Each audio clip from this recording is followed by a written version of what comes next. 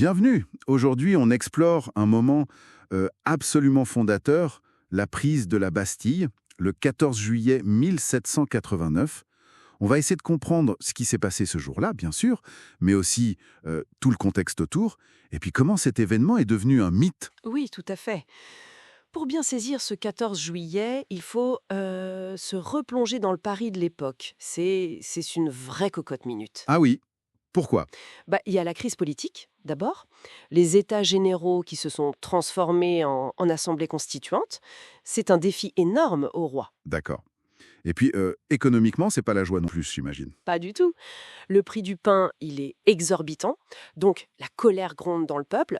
Et puis il y a cette tension, la présence des troupes royales autour de Paris, ça fait peur. Et l'élément déclencheur, ce serait? Clairement, le renvoi de Necker, le ministre populaire, annoncé le 12 juillet. Là, ça met vraiment le feu aux poudres. D'accord. Alors Necker est renvoyé, Camille Desmoulins appelle aux armes au Palais Royal, l'agitation monte. Oui, elle montait déjà depuis quelques jours en fait. Il y avait eu des émeutes aux barrières d'octroi, ces péages autour de Paris qui étaient détestés. Et le 13 juillet, on tente d'organiser un peu le chaos. C'est ça. Les électeurs parisiens, ils créent une milice bourgeoise, une sorte de garde nationale avant l'heure, pour maintenir l'ordre, mais aussi pour défendre l'Assemblée. Mais pour se défendre, il faut des armes. Exactement.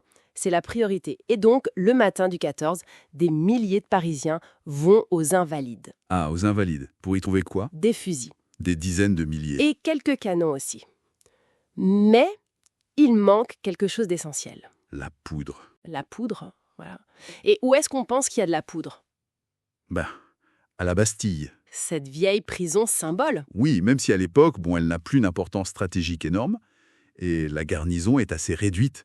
Des invalides, des vétérans et une trentaine de soldats suisses. Mais elle a la poudre. Elle a la poudre. Et le gouverneur de Launay, il est sur le qui-vive.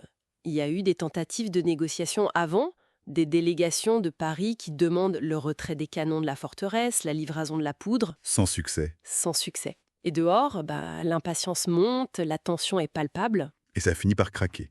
Vers 13h30, c'est ça? Oui, vers 13h30, des coups de feu éclatent. On ne sait pas trop bien qui a tiré le premier d'ailleurs. Et là, l'assaut commence vraiment. Disons que des assaillants réussissent à abaisser un premier pont-levis. Le siège débute. Mais le tournant, le vrai tournant, c'est vers 15h30. Qu'est-ce qui se passe? L'arrivée des gardes françaises, des soldats professionnels qui ont basculé du côté du peuple avec des canons. Ceux pris aux Invalides le matin même. Exactement. Et là, ils ne négocient plus, ils tirent sur les portes. Les combats sont assez violents, il y a une centaine de morts chez les assaillants. Et Delaunay, le gouverneur, il fait quoi? Il voit bien que c'est perdu. La garnison ne tiendra pas face aux canons. Alors, vers 17h, il capitule. Avec une promesse de sécurité pour ces hommes? Oui, il aurait obtenu cette promesse. Mais bon, dans le tumulte, elle ne sera pas tenue. La foule envahit la Bastille, prend la poudre et... Libère les prisonniers. Ah, les fameux prisonniers de la Bastille. Les symboles de l'oppression. Eh bien, surprise, ils ne sont que 7. 7 seulement. Oui, 4 faussaires, 2 hommes avec des troubles mentaux et un noble enfermé à la demande de sa famille. On est très loin du mythe des prisonniers politiques, hein. C'est assez incroyable, ces décalages. Et pour Delaunay, ça se termine mal. Très mal. Il est lynché sur le chemin de l'hôtel de ville, sa tête est coupée, promenée au bout d'une pique. Pareil pour le prévôt des marchands, Flessel, accusé de trahison. Une violence assez terrible. Et à Versailles, le roi, il apprend la nouvelle quand? La cour est informée assez vite, dès le soir du 14. La fameuse anecdote, là, c'est une révolte. Non, sire, c'est une révolution. C'est probablement inventé après coup. Mais l'effet est là. C'est-à-dire? C'est un choc énorme. L'autorité royale s'effondre à Paris et ça provoque une première vague d'émigration. Des nobles très importants, comme le frère du roi, le comte d'Artois, quittent la France dès les jours suivants. Ils ont peur. Donc, militairement, c'est pas forcément un exploit incroyable. Non, pas vraiment. Prendre une forteresse mal défendue avec des canons, Mais politiquement, symboliquement, ah là, c'est immense, immédiat et durable. Tout le monde comprend, en France comme à l'étranger, que quelque chose de radical vient de se passer.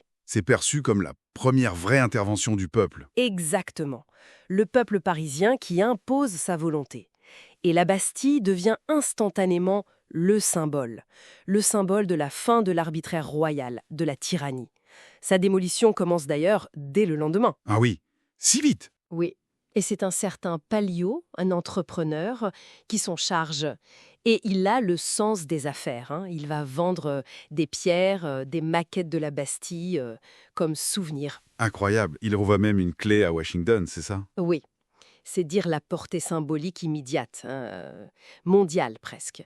Et cette date, le 14 juillet, elle va rester la fête de la Fédération en 1790, puis notre fête nationale fixée en 1880, tout par-delà. Donc en résumé, la prise de la Bastille, c'est bien plus que la chute d'une prison ou la libération de cette personne, c'est vraiment l'affirmation éclatante de la souveraineté populaire face au roi. Un acte fondateur dont le symbole résonne encore aujourd'hui. Tout à fait. Et ça soulève une question intéressante finalement.